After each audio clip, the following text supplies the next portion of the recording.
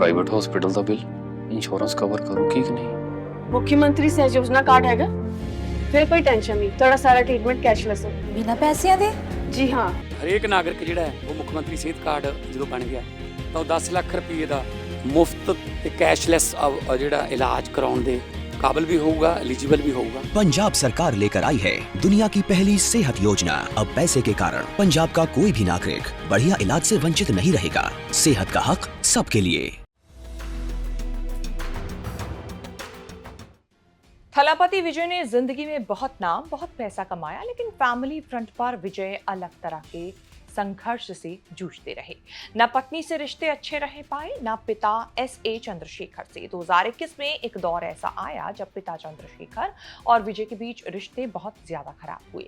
सारी चीजें तब ठीक होती दिखी जब टीवी के पार्टी बनाने के बाद पार्टी के मदुरै सम्मेलन में विजय ने मां शोभा चंद्रशेखर और पिता S.A. चंद्रशेखर को मंच पर विशेष अतिथि बनाकर बुलाया। सालों की कड़वाहट को पीछे छोड़कर विजय ने पिता के पैर छुए।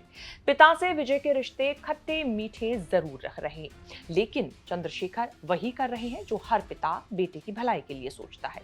चंद्रशेखर प्राउड फील करते हैं कि उनका बेटा इतना बड़ा बन गया। अब उन्होंने कुछ ऐसा कर दिया जिससे विजय उनकी पार्टी असहज हो गई है। बेटे की खातिर पिता को भी यू टर्न अब लेना पड़ा है। दरअसल विजय ने पॉलिटिकल लाइन क्लियर की हुई है कि वो किसी से अलायंस किए बिना चुनाव लड़ेंगे। किंग मेकर नहीं, खुद किंग बनने के लिए लड़ रहे हैं विजय थलापति।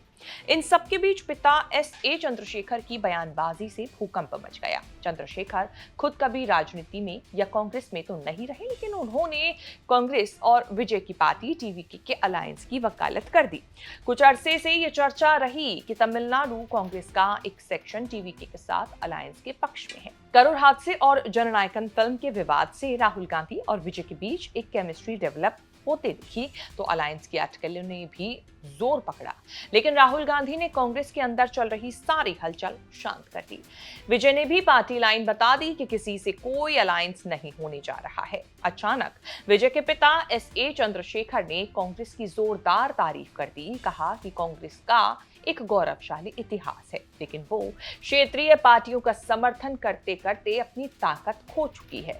अगर कांग्रेस टीवीके के साथ आती है तो वो अपना पुराना गौरव वापस पा सकती है। उन्होंने ये भी संकेत दिए कि टीवीके विधानसभा चुनाव में कांग्रेस को समर्थन देने पर विचार कर रही है। S.A. चंद्रशेखर का ये सब कहना विजय की ऑफिशियल लाइन से एकदम उलट था। हल्ला मचना ही था और मचा भी। 2 दिन में सारी चीजें पलट गई। विजय या टीवीके ने कुछ नहीं कहा, कांग्रेस ने भी कोई जोश नहीं दिखाया। चंद्रशेखर को ही सफाई देनी पड़ी कि उन्होंने जो कहा वो व्यक्तिगत इच्छा थी। उनकी ना तो अथॉरिटी है और ना ही कोई रूल। पार्टी के अंतिम निर्णय लेने के लिए विजय स्वतंत्र हैं। बयान से पार्टी का इससे कोई लेना देना नहीं है। वो पार्टी में किसी राजनीतिक पद पर भी नहीं है। I am Vijay's father, that's all. Thalapathy Vijay का परिवार सिनेमा और राजनीति का एक पावर हाउस माना जाता है। उनके परिवार में सिनेमा, संगीत, राजनीति सब कुछ है। विजय के फिल्मी करियर को संवारने में उनके पिता S.A. चंद्रशेखर का सबसे बड़ा रोल रहा। खुद प्रोड्यूसर रहे चंद्रशेखर S.A.C. के नाम से पुकारे जाते हैं। उन्होंने करीब 70 फिल्में बनाई। उन्होंने 12 साल की उम्र में विजय को चाइल्ड आर्टिस्ट के तौर पर 1984 की फिल्म वैत्री में लॉन्च किया। 1993 में तब के बड़े स्टार विजयकांत को लेकर उन्होंने सिंदूर पांडी बनाई, जिससे विजय हीरो के तौर पर स्टैब्लिश हुए। विजय ने अपने पिता के निर्देशन में कुल 9 फिल्मों में काम किया।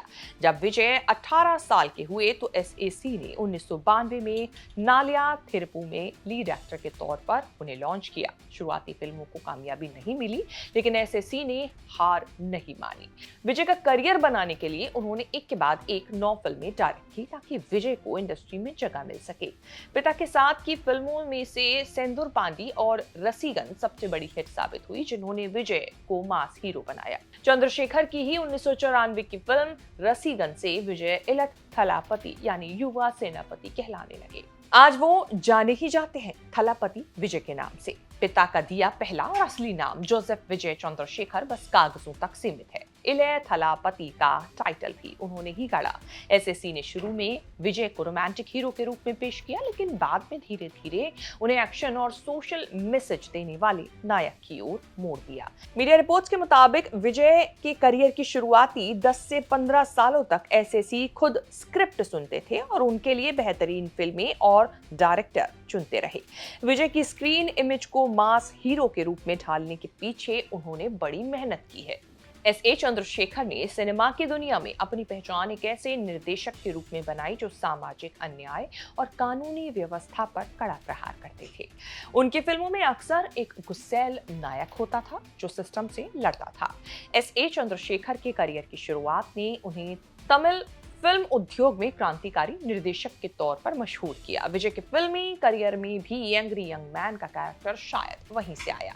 एसएससी तमिल फिल्मों के बाद तेलुगु, कन्नड़ और हिंदी फिल्मों में भी काम कर चुके हैं। हिंदी में उन्होंने एक ही फिल्म बनाई 1987 में, कुदरत का कानून। माशूबा चंद्रशेखर भी मशहूर प्लेबैक और क्लासिकल सिंगर हैं। विजय आज फिल्मों से इतने बड़े बने तो क्रेडिट पिता को जाता है। आज विजय राजनीति में आए, उसका क्रेडिट भी पिता चंद्रशेखर को है। एसएसी हमेशा से विजय को राजनीति में देखना चाहते थे। इसी महत्वाकांक्षा के कारण 2021 में उन्होंने बिना विजय को भरोसे में लिए फैन क्लब को पॉलिटिकल पार्टी में बदलने और चुनाव आयोग में रजिस्टर कराने की कोशिश की थी। इससे नाराज होकर विजय ने कोर्ट में केस कर दिया कि बिना इजाजत उनके नाम का इस्तेमाल करने की इजाजत किसी को भी नहीं होनी चाहिए। अपने फैन क्लब के 11 लोगों पर भी केस किया। विजय ने बकायदा बयान जारी करके अपने पिता की राजनीतिक कार्यक्रमों से खुद को दूर रखने का ऐलान भी किया। 2021 में कानूनी लड़ाई हेडलाइन में थी, लेकिन पिछले साल टीवीके के मदुरै सम्मेलन में माता पिता की मौजूदगी ने यह मैसेज दिया कि विजय ने परिवार में सब ठीक कर दिया, लेकिन पत्नी के साथ रिलेशनशिप आज भी सवालों के घेरे में है। विजय ने 1999 में संगीता सोरलिंगम से शादी की थी। संगीता श्रीलंका के बड़े तमिल बिजनेसमैन की बेटी हैं। विजय के करियर में उन्होंने बड़ा सपोर्ट सिस्टम का रोल निभाया है। लंबे समय तक डेट करने के बाद दोनों ने शादी की, लेकिन फिर न जाने क्या हुआ कि दोनों का रिश्ता टूट गया। संगीता और विजय साथ नहीं रहते। कहा जाता है दोनों अलग हो चुके हैं, लेकिन रिलेशनशिप स्टेटस की कोई ऑफिशियल पुष्टि अभी तक नहीं हुई है। शेष भारत की इस रिपोर्ट में इतना ही। इस रिपोर्ट को लेकर आपकी क्या राय है कमेंट करके बताएं और आगे भी ऐसी खबरें देखने के लिए आप बने रहें न्यूज़ तक के साथ।